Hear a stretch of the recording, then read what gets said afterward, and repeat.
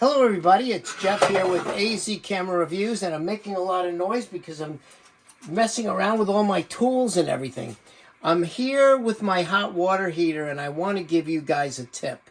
Now, I've got this Whirlpool hot water heater. It's an A.O. Smith that was bought at Lowe's. Now, I was having problems with it, and it was giving me an E02 error, which meant it had a bad thermostat. I'm going to tell you folks how to diagnose it and possibly how to save yourself some money.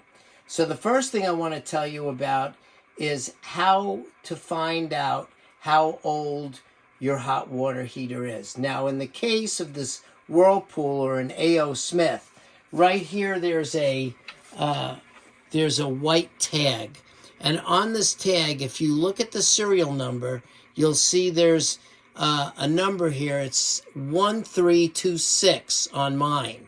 So 13 means it was built in 2013, and 26 means the 26th week of 2013. So basically what that means is June, like the second or the third week in June. Okay, so once you've established the fact that possibly your water heater is still under warranty, this one here was 12 years old. So I go to take a shower one night, and what ends up happening? No hot water. And I was like, oh, well, maybe I forgot to turn it on. So the next morning I get up, I turn on the hot water heater, I wait 20 minutes, go to take a shower, water's freezing. I walk out here, I look at this thing, and it says E02. So then I go online, and it also said error. I went online, looked it up, and it says possible problem with the water heater. But to first, hit this reset button. So I hit the reset button, nothing happened. So I was like, oh man, I don't want to have to buy a new hot water heater. So I called up Whirlpool on the phone, and there's a telephone number. Where is it? It's right over here, if you can see it. There's a phone number on the side of the hot water heater. So I called that telephone number, and I asked them some questions. And they said, well, maybe it could be your element. Maybe it could be the thermostat. So I was like, okay, can you send me a new one? So first thing I did was, they said they would send me a new one. They sent me replacement heater rods. Now this is what a used heater rod looks like. This is what a new one looks like. This is the heater rod they will send you. This is the old one. Now you can see the old one is way longer than the new one is. So it's got more surface area, so it heats up water faster than this one will. But what I decided I was going to do is I went to Lowe's, and I ended up buying one of these as well. Now, if you look at this heater rod, okay, and you look at the one they sent you, this one isn't even as long as this other heater rod is.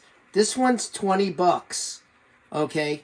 These are like about $10 or $12. But this one has way, way more surface area. I don't want to take this one out of the package because I bought two and I only ended up using one in the bottom.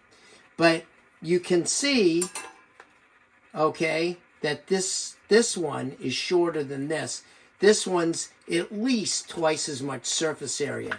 So if you're going to replace your heater rods, go for at least one of these. It's still 4,500 watts. Anyway, so what ends up happening is they sent me the two rods, and they were supposed to send me this part, but they sent me the wrong part. So what I did was I replaced both of these first, okay? And to do that, first thing you got to do is you have to turn off the power at the box. So you're going to turn off your hot water heater, and I do double. What I do is I turn off my timer up here. See, I've got a timer on mine, and I turn off the timer, okay? And I also turn off the breaker. Then what you do is, I'm going to turn this back on because I want my hot water to be running. And once you do that, what you do is you unscrew this right here. This is the water inlet, okay? Make sure your water is turned off over here, okay? If you can't turn your water off here and there's no valve, go outside your house, turn off the water outside your house. Otherwise, you're going to have a massive flood in your garage or your basement. Once the water's turned off, come down here to this, okay? And what you're going to do is you're going to turn this screw, and you're going to make sure, don't make the mistake of not draining this somewhere. So you want to hook this, which I leave on here all the time, to a water hose, and it goes outside my garage, and then I can drain this. So what you're going to want to do is hook a hose to this, or hook a hose right to this, right here, run it to the outside of your garage, take a screwdriver, open up this valve. Okay, once that valve is open, you're going to come over here with a crescent wrench. You're going to open this up really slow and wait till you hear the water start gurgling out, or you see water coming out of the hose. Wait about 5 minutes before you take this off totally, because there may still be water in the pipe and you'll get water all over the garage. So you're going to wait about 5 minutes. After you open that, then you're going to open this up. Wait for the tank to totally drain, okay? Sometimes there's pressure still inside the tank, and you go to take this one out, and all of a sudden all this water will start spraying all over the place. You don't want that, okay? So make sure that the tank is empty. You can shake the tank back and forth. If it sounds empty, you're in good shape. You want to get yourself one of these wrenches, okay? This is what the wrench looks like. It's got a hole here. You can take a screwdriver, put the screwdriver through the hole. What you're going to do is you're going to take this, you're going to put it over the heating element like this, and you're going to unscrew it. Now, if you look in here, okay, you'll see this is where the element is, okay? So that is the back side of this, and this is sticking inside. So what you're going to do is, with your cell phone, take a picture of all this first, so you know where all your wires go. You're going to make sure, I want you to make sure that you have your power turned off, okay? It's very, very important. You don't want to get electrocuted, okay? Power is off. You disconnect the screws. You turn this. It'll come out. It's going to look kind of like this.